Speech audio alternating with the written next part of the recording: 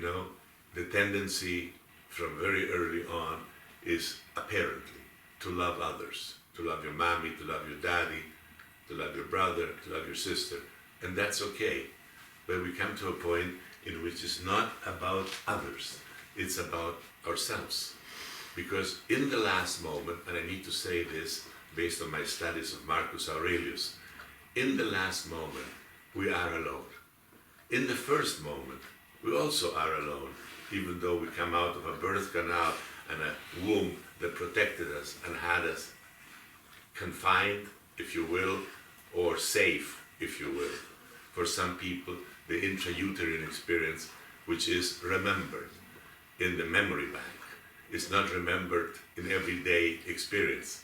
But we need to remember one thing in everyday experience, which is the last day, of which nobody is exempt, regardless of age, regardless of health conditions, regardless of anything in the environment, regardless of the epigenetics that we are affected by. I guarantee you one thing. One day we're going to leave this plane. And depending on how much energy we have invested in preparing for that, the Tibetan brothers and sisters prepare themselves for the reincarnation so they can come back and continue doing a service. The Western world, in its fundamentalist approach, prepares sometimes for heaven. But if the behavior that they practice on earth is significant of something, they're not going to go to heaven. They're going to repeat the same plate of food over and over and over again when we transcend. And that's important, especially for us, Jim, that we don't have another number of years. Like Luke is 20. In 20, he'll be 40. In 40, he'll be 60. And still will not be where we are. And it's important to consider the last moment. Because if this is the last moment, would we be behaving the way, you might do your feet inside your sex. We will not be behaving in the way that we are. If we would have the certainty, and in India, which is the most abundant number of people in the world today, with the largest religion, Hinduism is the largest number of people that practice one system.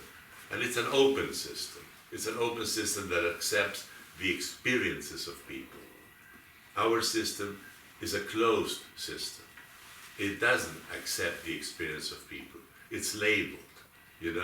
If you have an experience and you say, I had an experience with angels, then you're nuts.